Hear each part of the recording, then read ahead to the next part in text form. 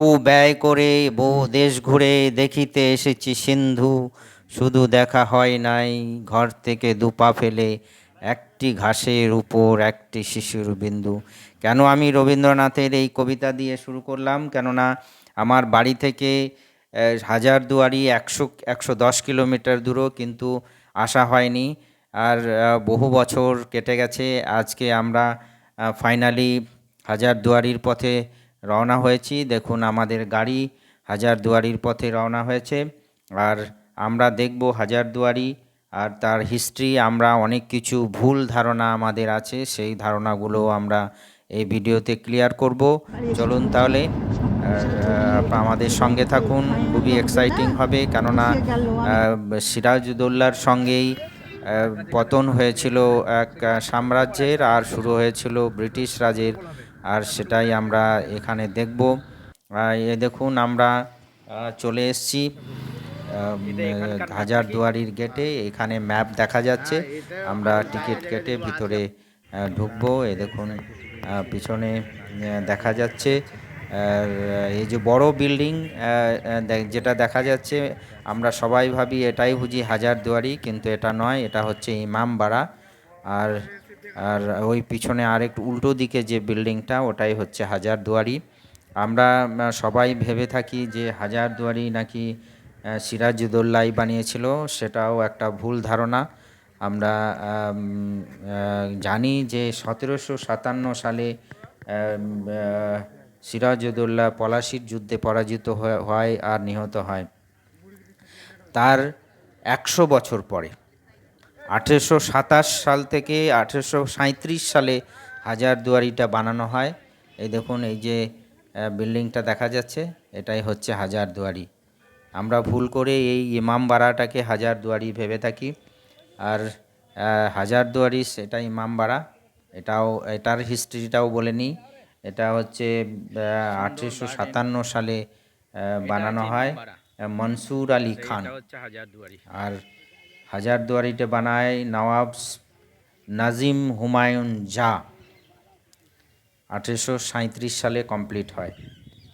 আর ইমামবাড়াটা আগুন লেগে পুড়ে গিয়েছিল 1846 সালে। আর তারপরে ইমামবাড়াটা বানানো হয়। ইমামবাড়াটা বলে নিই যে ইমামবাড়া হচ্ছে মুহররম এর সময় খোলা থাকে, বাকি সময় পুরোপুরি বন্ধ থাকে। পুরো মুহররমের সময় 10 দিন খোলা রাখা হয়।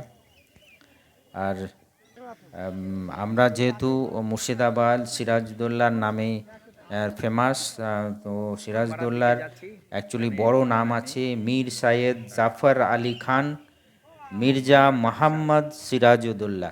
আমরা শর্টকাটে সিরাজউদ্দৌলা নামে জেনে থাকি। আর এটা আমি ডিসক্লোজ করলাম। দেখুন আমার পিছনে ইমামবাড়াটা সুন্দরভাবে দেখা যাচ্ছে। ইমামবাড়া আমরা ঢুকতে পারিনি। আর মাঝে ইমামবাড়া আর হাজারদুয়ারির মাঝে বিরাট লন আছে, যেখানে পুরো এই দেখুন এই যে ক্যানন বোফোর্সি গান দেখা যাচ্ছে। কখনো এটা অপারেশনাল ছিল, বিশাল আকার।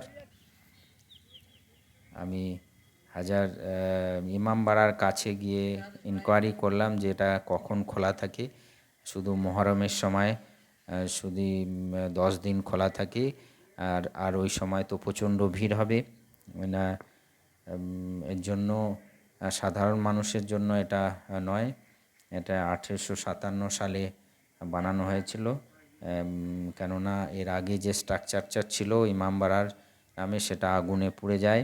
কেননা এখানে মুহররমের সময় প্রচণ্ড ভিড় হয়, আর ভিড়ে বাইরে থেকে প্রচুর মানুষ আসে আর রান্না বান্না হয়। আর সেখানেই হয়তো কখনো আগুন লেগে গেছিলো, তারপরে এটাকে নতুনভাবে বানানো হয়।